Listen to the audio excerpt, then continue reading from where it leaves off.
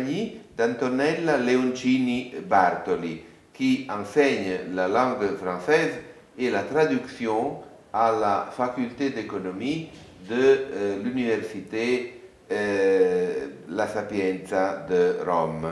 Elle est l'auteure d'un livre qui vient d'être présenté à Paris, qui s'intitule « Guide de rédaction et traduction dans le cadre de l'Union européenne ». Donc, un livre très documenté, très intéressant, très réfléchi. Comment est né ce livre?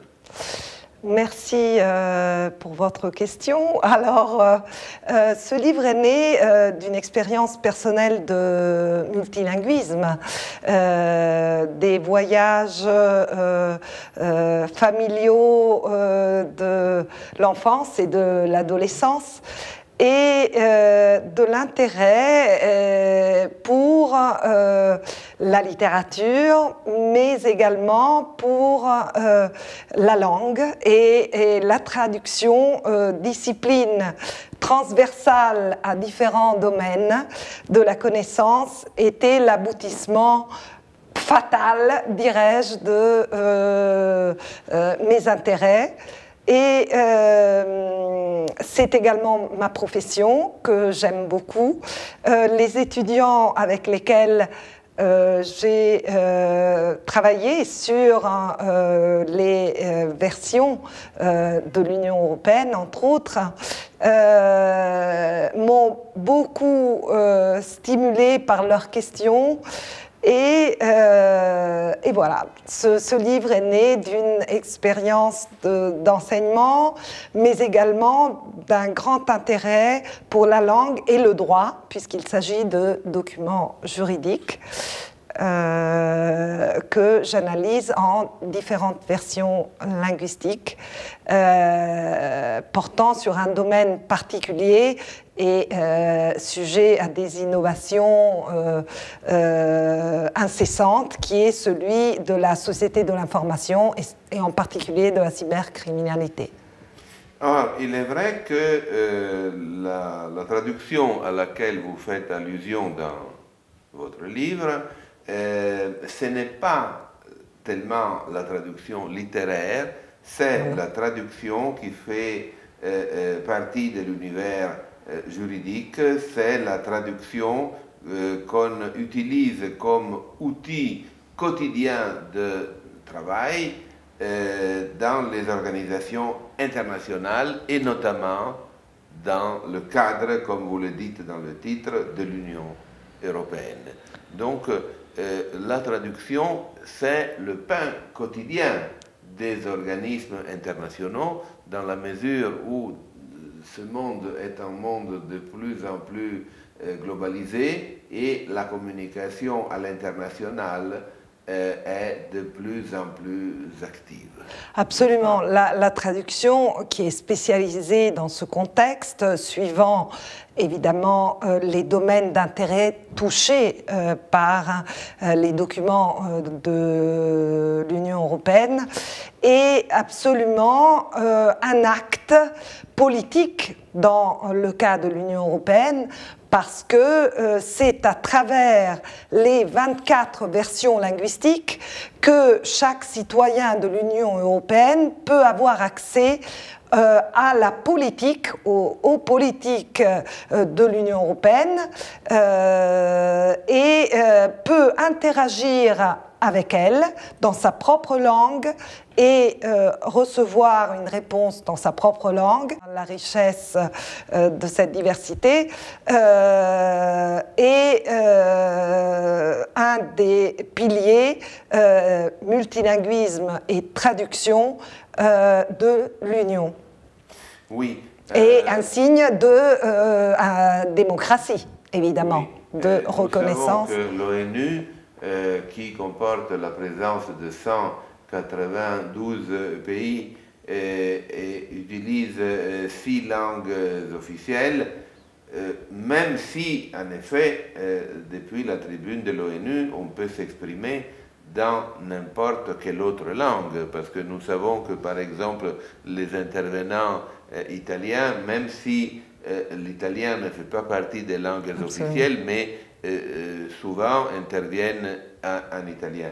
L'OCDE, qui est actif à Paris, comporte 2 langues officielles et de toute manière aussi à l'OCDE il y a l'utilisation d'autres langues. Mais dans le cas de l'Union européenne, le multilinguisme est une sorte de parti pris politique. Absolument, ce n'est pas une sorte, c'est qu'il y a une énorme différence. Dans le cas des Nations Unies, les 6 langues sont des langues de communication véhiculaire, alors qu'ici, les langues représentent chaque pays et donc chaque identité qui compose la mosaïque européenne. Donc il y a un statut juridique, c'est la langue officielle que chaque État désigne lors de son adhésion, même si un État peut, sur son territoire, avoir plusieurs langues officielles.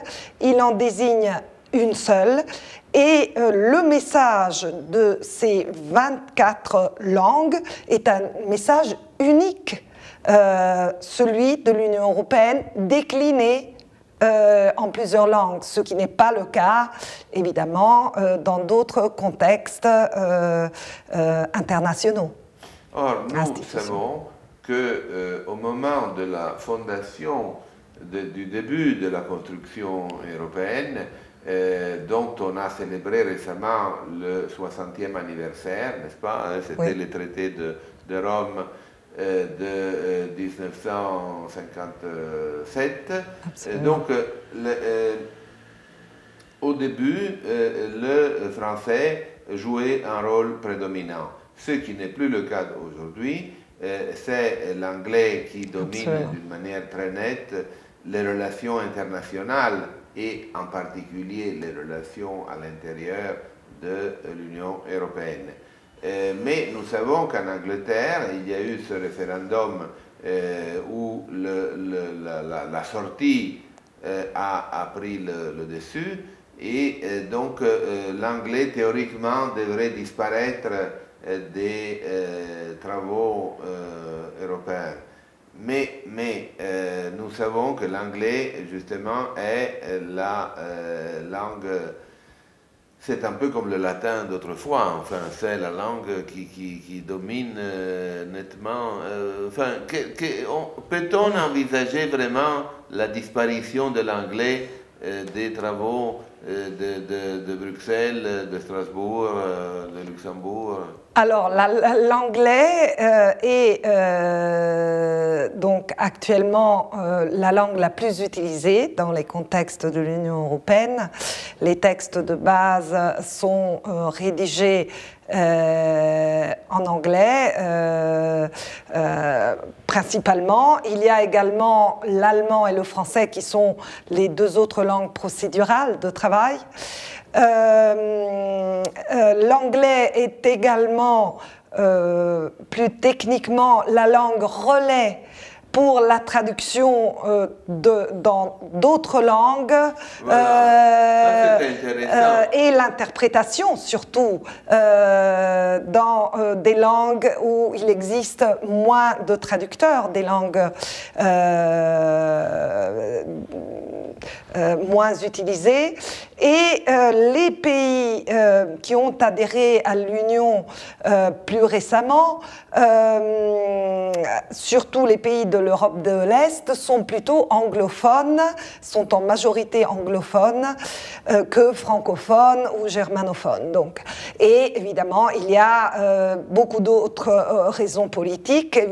Effectivement, l'Union se trouve actuellement dans une impasse parce que, avec la sortie du Royaume-Uni, il n'y a plus aucune langue qui est désignée l'anglais, aucun pays, aucun État membre qui ait désigné l'anglais comme langue officielle de son État, puisque Malte a désigné le maltais comme langue officielle de communication avec l'Union européenne et l'Irlande, le gaélique irlandais, comme sa langue de communication. Donc, il faudrait qu'un de ces États membres renonce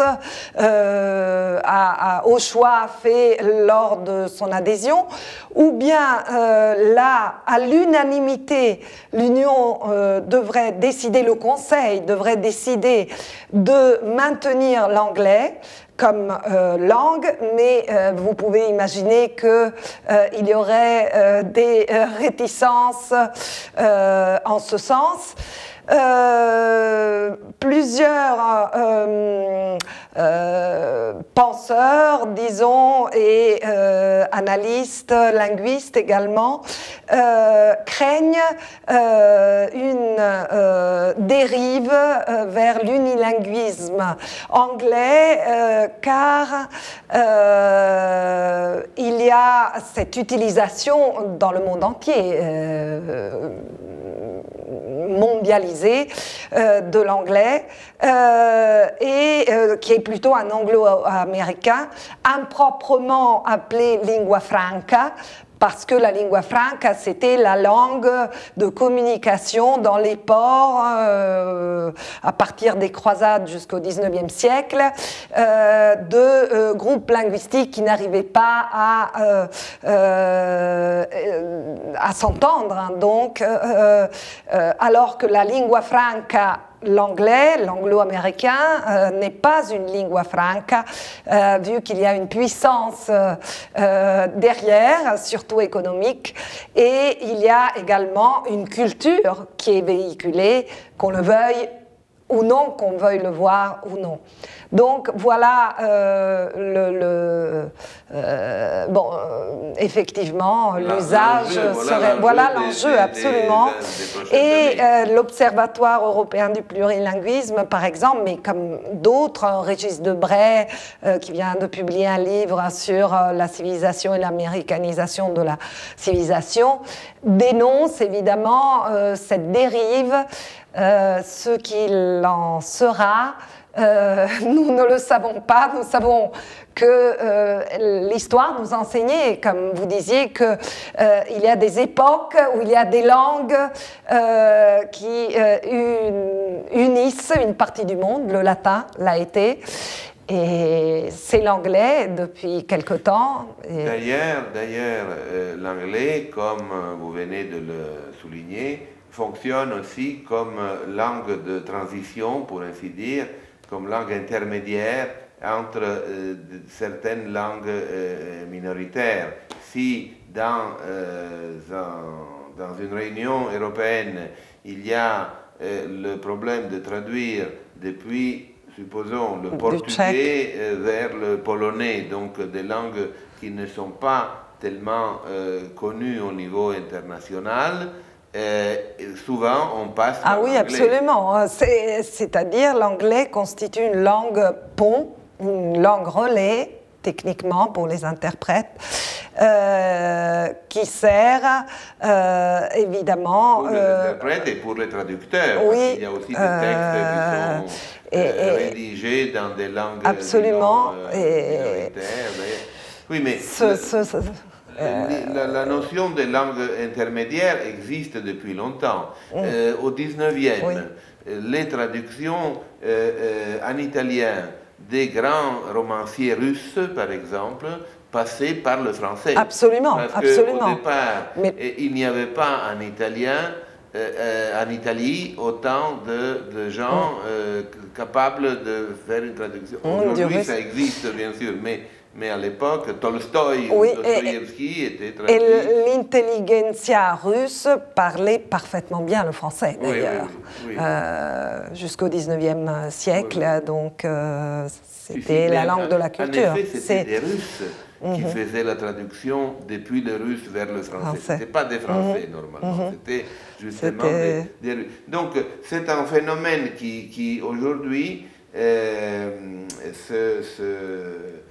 se reproduit en raison de l'hégémonie très nette de la langue anglaise, d'un anglais qui est pauvre. Ce n'est pas l'anglais de Shakespeare. Oui, ce n'est pas l'anglais du Royaume-Uni, ce que disent les Anglais eux-mêmes, et forcément à cause d'une harmonisation de la juridiction, mais des différents États et de différents systèmes juridiques, common law ou droit civil et droit civil, effectivement, il y a une certaine standardisation, j'en parle comme Calvet le dit si bien, et la politique linguistique de l'Union européenne préserve le multilinguisme et donc les versions linguistiques, qui est d'ailleurs à l'encontre de ce qu'on pense, n'est pas aussi coûteux pour le citoyen européen, puisque une enquête de l'Eurobaromètre disait qu'il s'agissait de quelques euros par citoyen de maintenir ce multilinguisme. Donc, ce livre, je répète son titre, Guide de rédaction et traduction dans le cadre de l'Union européenne, par Antonella Leoncini Bartoli, a été présenté à Paris à la Maison de l'Italie dans un événement qui a suscité un grand intérêt, beaucoup de questions de la part du public, finalement une véritable réussite. À la fin de cette présentation, on a posé une question dont la réponse est vraiment difficile. C'est-à-dire, est-ce que ce multilinguisme est une punition ou plutôt c'est un don? Oui, parce que vous disiez que effectivement dans l'image biblique de la tour de Babel, il y a effectivement une condamnation de Dieu envers la présomption humaine. Mais il y a également l'épisode de la Pentecôte où les hommes se mettent à parler naturellement dans toutes les langues, symbolisant le don des langues. C'est un don, effectivement. Alors, nous avions conclu hier le don des langues ou la condamnation des langues, ou vice-versa. Nous le verrons. La postérité verra ce que l'Union européenne décidera. La question ouverte. Question ouverte. Voilà. Merci. Merci.